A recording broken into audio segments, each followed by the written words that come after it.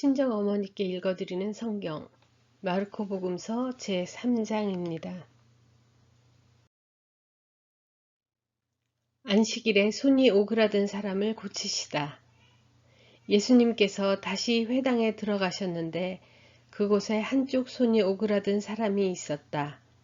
사람들은 예수님을 고발하려고 그분께서 안식일에 그 사람을 고쳐주시는지 지켜보고 있었다.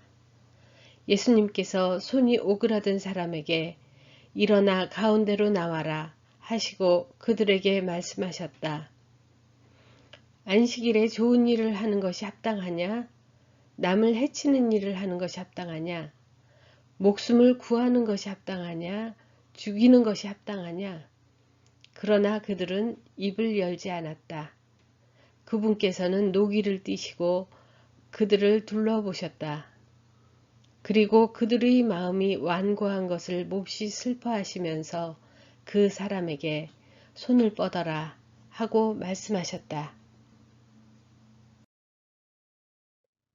그가 손을 뻗자 그 손이 다시 성하여졌다. 바리사이들은 나가서 곧바로 헤로데 당원들과 더불어 예수님을 어떻게 없앨까 모의를 하였다. 군중이 호숫가로 모여들다. 예수님께서 제자들과 함께 호숫가로 물러가셨다. 그러자 갈릴레아에서 큰 무리가 따라왔다. 또 유다와 예루살렘, 이두메아와 요르단 건너편, 그리고 티로와 시돈 근처에서도 그분께서 하시는 일을 전해 듣고 큰 무리가 그분께 몰려왔다. 예수님께서는 군중이 당신을 밀쳐대는 일이 일어나지 않게 하시려고 당신께서 타실 거룻배 한 척을 마련하라고 제자들에게 이르셨다. 그분께서 많은 사람의 병을 고쳐주셨으므로 병고에 시달리는 이들은 누구나 그분에게 손을 대려고 밀려들었기 때문이다. 또 더러운 영들은 그분을 보기만 하면 그 앞에 엎드려 당신은 하느님의 아드님이십니다 하고 소리 질렀다. 그러나 예수님께서는 그들에게 당신을 사람들에게 알리지 말라고 엄하게 이르곤 하셨다. 12 사도를 뽑으시다.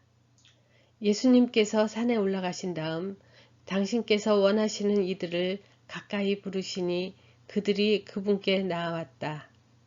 그분께서는 12를 세우시고 그들을 사도라 이름하셨다.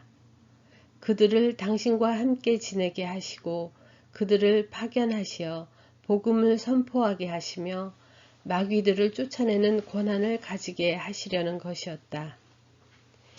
이렇게 예수님께서 12를 세우셨는데 그들은 베드로라는 이름을 붙여주신 시몬, 천둥의 아들들이라는 뜻으로 보아네르게스라는 이름을 붙여주신 제베데오의 아들 야고보와 그의 동생 요한, 그리고 안드레아, 필립보, 바르톨로메오, 마테오, 토마스, 알페오의 아들 야고보, 타데오, 열혈당원 시몬, 또 예수님을 팔아넘긴 유다 이스카리옷이다.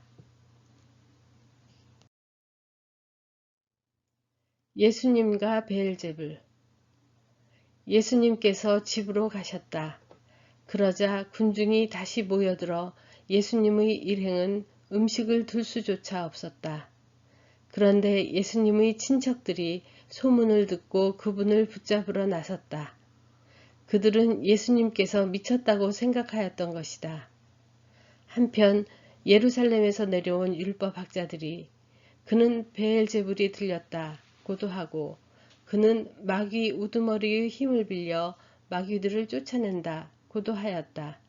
그래서 예수님께서는 그들을 부르셔서 비유를 들어 말씀하셨다. 어떻게 사탄이 사탄을 쫓아낼 수 있느냐? 한 나라가 갈라서면 그 나라는 버티어내지 못한다. 한 집안이 갈라서면 그 집안은 버티어내지 못할 것이다.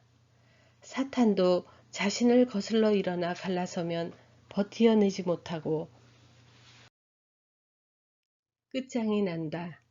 먼저 힘센 자를 묶어놓지 않고서는 아무도 그 힘센 자의 집에 들어가 재물을 털 수 없다. 묶어놓은 뒤에야 그 집을 털 수 있다. 내가 진실로 너희에게 말한다. 사람들이 짓는 모든 죄와 그들이 신성을 모독하는 어떠한 말도 용서받을 것이다. 그러나 성령을 모독하는 자는 영원히 용서를 받지 못하고 영원한 죄에 매이게 된다. 이 말씀을 하신 것은 사람들이 그는 더러운 영에 들렸다고 말하였기 때문이다. 예수님의 참 가족. 그때 예수님의 어머니와 형제들이 왔다. 그들은 밖에 서서 사람을 보내어 예수님을 불렀다. 그분 둘레에는 군중이 앉아 있었는데 사람들이 예수님께 보십시오. 스승님의 어머님과 형제들과 누이들이 밖에서 스승님을 찾고 계십니다. 하고 말하였다. 그러자 예수님께서 그들에게 누가 내 어머니고 내 형제들이냐 하고 반문하셨다. 그리고 당신 주위에 앉은 사람들을 둘러보시며 이르셨다. 이들이 내 어머니고 내 형제들이다. 하느님의 뜻을 실행하는 사람이 바로 내 형제요, 누이요, 어머니다.